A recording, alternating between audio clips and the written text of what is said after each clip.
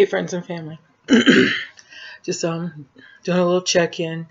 Uh, let you know we're hanging in there and we're okay. I've been having some problems with some allergies lately that are just out of control. Um, I think it has to do a lot with the smoke that's coming over from California, from the wildfires there.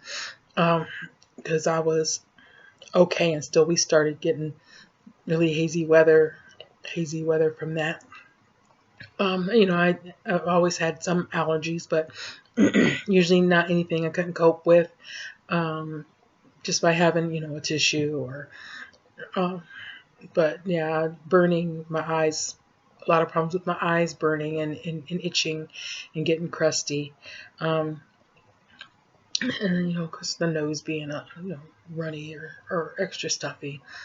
And of course today the drainage from my nose is messing with my throat.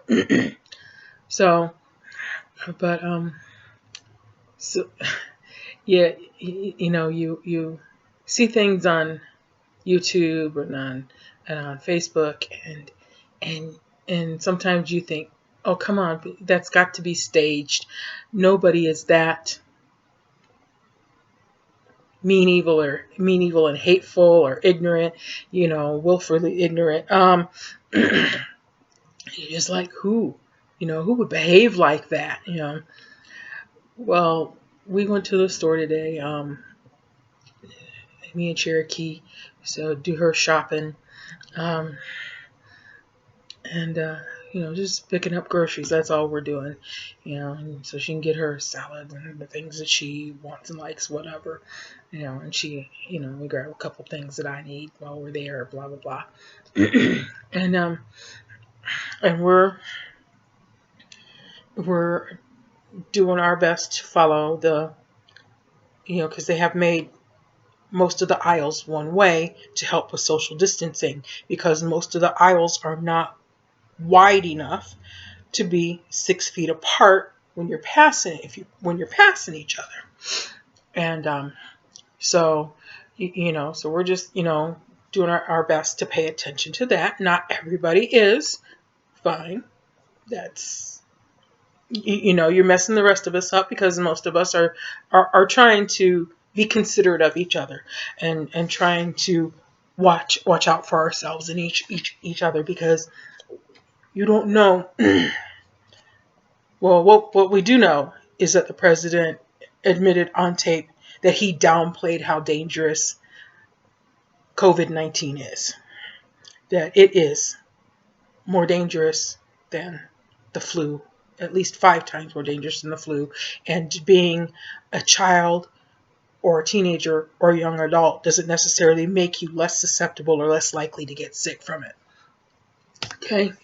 So, he admitted that on tape. We all know that now. Um, so he downplayed how bad it was, and talking about he was trying to possibly or at least I had a girlfriend that says, well, he was trying to prevent a panic. It did not prevent a panic. Just toilet paper still disappeared. Okay, people still panicked, and shopped the shit out of the stores and left those of us who are not able to spend extra money in an emergency like that without shit. Because basically, we barely make it paycheck to paycheck. We technically don't have enough to make it from paycheck to paycheck most of the time.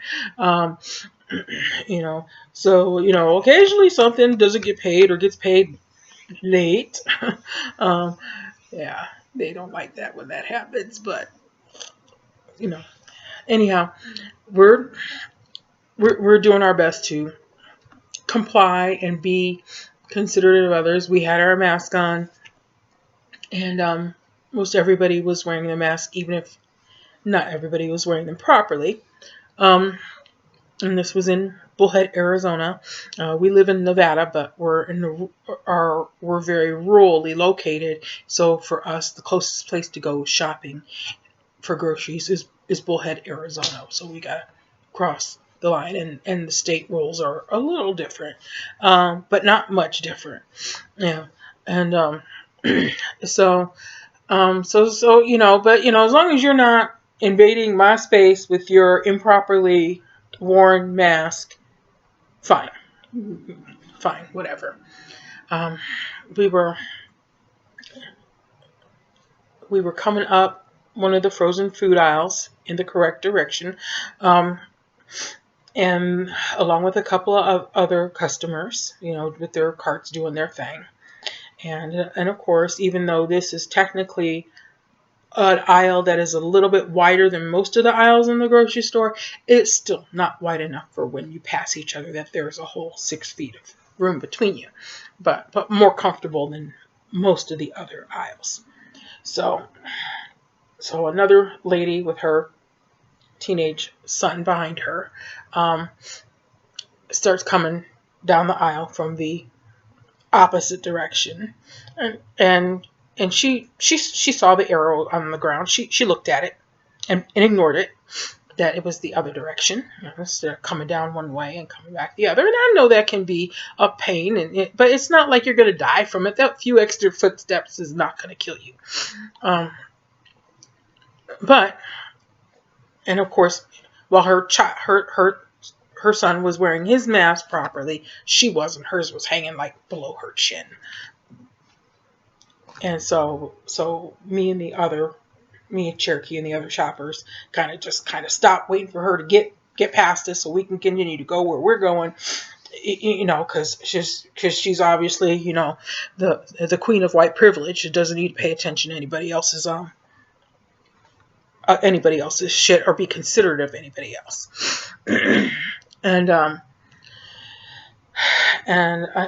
we moved off to the side, and another lady that was going in the correct direction moved as far to the other side as she could, because she had already passed us. I backed up some in case she wanted to try and come back over so this lady coming the wrong way could get past us. And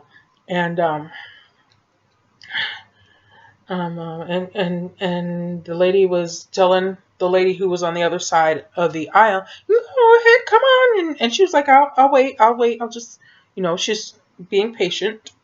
And then as she went past the other woman on the other side of the aisle from us, she turned. Like I said, she's got her mask hanging off, and she turns and she deliberately coughs at her in her direction.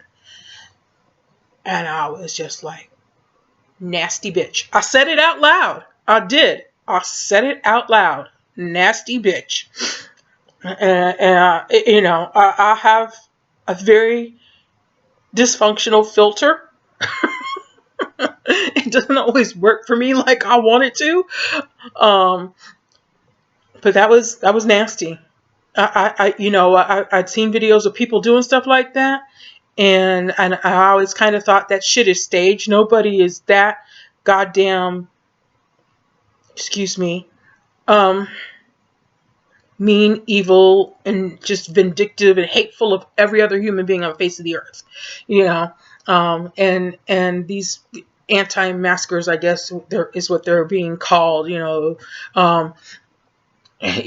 That's just you're not pro-life. A lot of these people claim they're pro-life and too, but you're pro-life until it inconveniences you a little bit.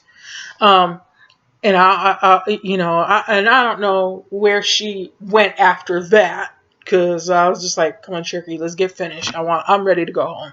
After that, I was really just aggravated, and the poor woman that had been ahead of us a little bit, she heard me because I wasn't trying to be quiet, and she stopped and she talked to us for a little bit. Very nice lady. Did not deserve that hateful treatment at all. And and I was just like, that's freaking attempted murder. You don't know what you're carrying. You don't know if you have COVID-19 or something else that somebody else in the aisle might be susceptible to. I'm going a little long here, but my uncle Eddie, my mother's oldest older brother, had two kids. I grew up with two cousins who had cystic fibrosis. Something like COVID-19, if they were still alive, which they've passed away a long time ago now. They passed away in their early 20s from cystic fibrosis. Um, but if they had made it this long, catching something like this would have been a death sentence for them. If you don't know what cystic fibrosis is, it not only it affects the lungs. The lungs keep trying to fill up like pneumonia, and their digestive system doesn't work properly either. So it's hard for them to put on weight and have a normal weight. So they're always like super skinny and and whatnot.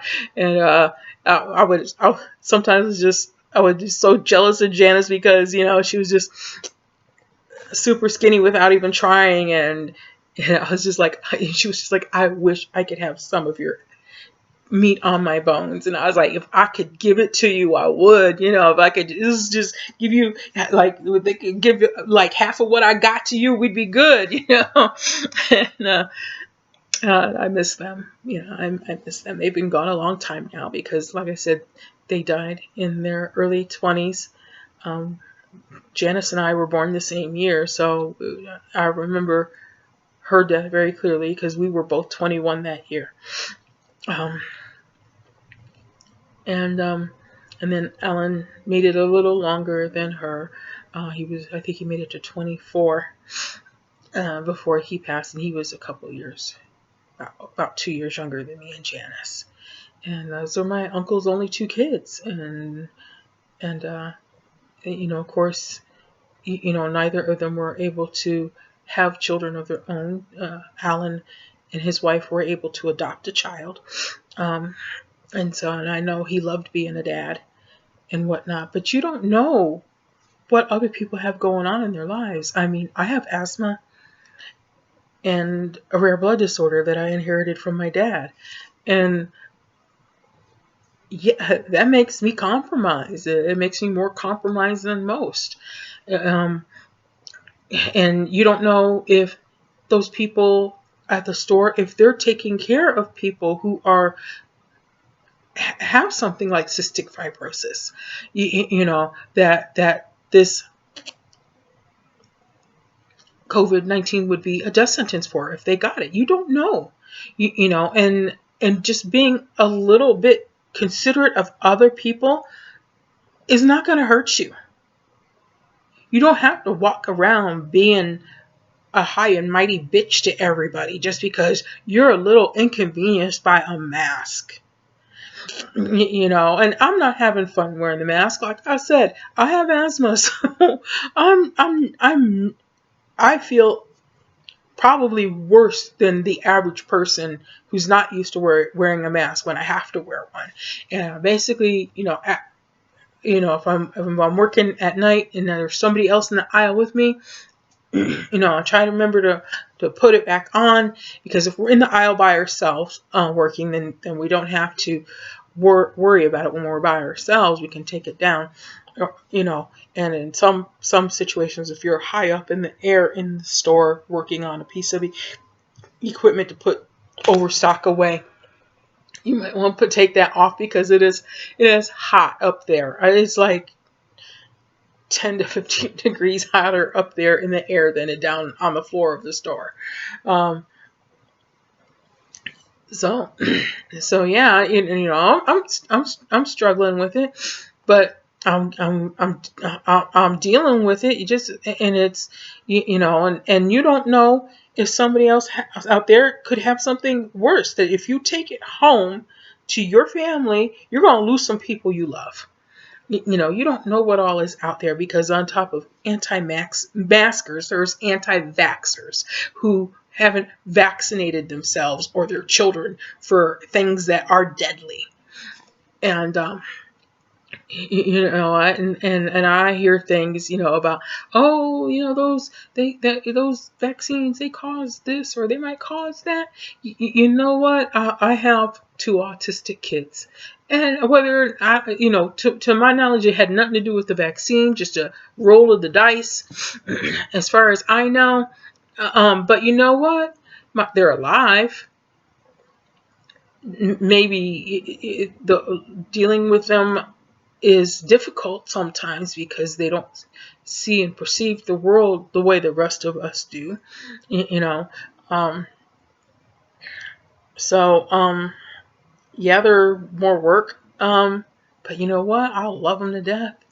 I wouldn't change them for some of these messed up, self-absorbed people that I see walking around the world. Because my children aren't self-absorbed like that. They are loving human beings that every human being should be. And you just when you see something like that, it just blows your mind. You know, just you can't be a civilized, decent human being just because it's the right thing to do. Yeah. So that was my trip to the grocery store today, and I just want people to should just be nice. It's not that hard. It didn't cost you anything extra just to be a decent human being to your other fellow human beings. And don't forget, I'm a writer. I have a Patreon.